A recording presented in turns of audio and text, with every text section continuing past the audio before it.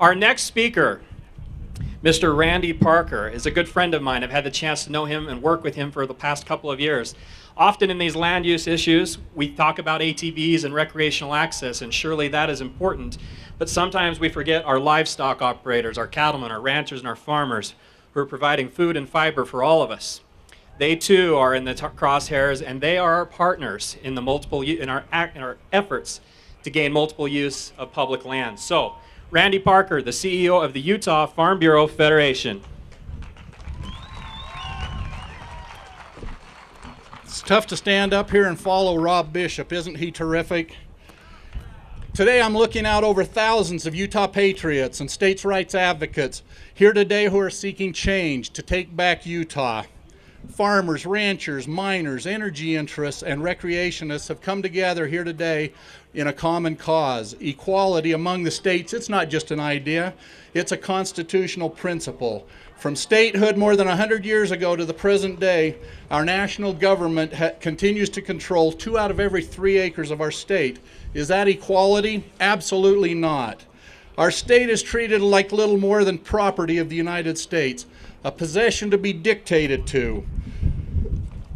One of the original sagebrush rebels of the 1970s, President Ronald Reagan, said of this travesty, the federal government can't figure out if they're landlord or king. Activism is born of the grassroots and comes from the heart. It is broad-based. It's an action verb. It draws like-minded people together. We are here together today for a common cause: sovereignty, equality, and liberty. Policymakers need to recognize the difference between Take Back Utah's broad-based activism and the narrow interests of the radical environmental groups like Southern Utah Wilderness Alliance and the Western Watershed Project.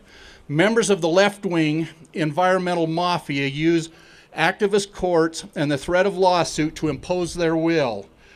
They are nothing more than prostitutes to the Equal Access to Justice Act, stealing from the American taxpayer to fund their courtroom theatrics. The radical environmentalists want to lock up Utah into non-use designations like the Red Rock Wilderness Bill. SUA had to go to New York to get congressional support. They're so removed from Utah that and the people of Utah that they need a liberal New York Congressman, Maurice Hinchey, to push their vision for our state.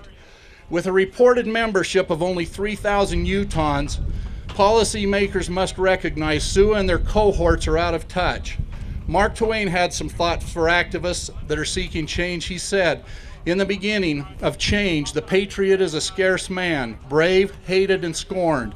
When his cause succeeds, however, the timid join him, for then it costs nothing to be a patriot like you all." As patriots, we want Utah to be equal among the states. We want Washington, D.C. to embrace the ideals of the founders. We want central government with limited powers as defined by the Constitution. We want our governor, elected by us, to determine what is the best for our future, not a bunch of bureaucrats on the Potomac back in Washington, D.C. Our message: give Utah to Utahns. Let us create new wealth and jobs from our land. Allow us to educate our children. Give us the opportunity to determine our own futures.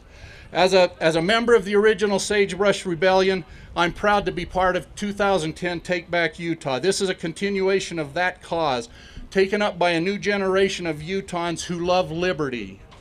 Thomas Jefferson told his generation and ours, a little rebellion now and then is a good thing. Barack Obama, Harry Reid, Nancy Pelosi, Ken Salazar, give us what is rightfully ours: sovereignty. Thank you.